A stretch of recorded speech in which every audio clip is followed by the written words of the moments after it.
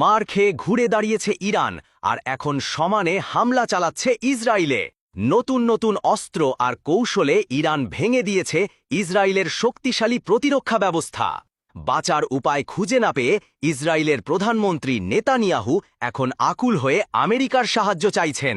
বিশেষজ্ঞরা বলছেন, খেলা আসলে এখনও শুরুই করেনি ইরান। তাদের সর্বাধুনিক ক্ষেপণাস্ত্র এখনও যুদ্ধক্ষেত্রে নামেনি, আর নামলেই বদলে যাবে সব হিসাব। ইরানের হামলা দিনের আলো আর রাতের আধার দুই সময়ই সমানতালে চলেছে।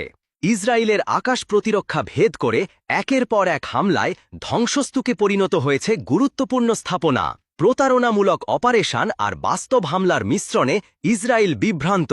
ব্যালিস্টিক মিসাইল, সুইসাইড ড্রোন সব কিছু দিয়ে আঘাত হেনেছে ইরান। আর থার্ড আয়রন ডোম, ডেভিড স্লিং কোনো প্রতিরক্ষা কার্যকর হয়নি।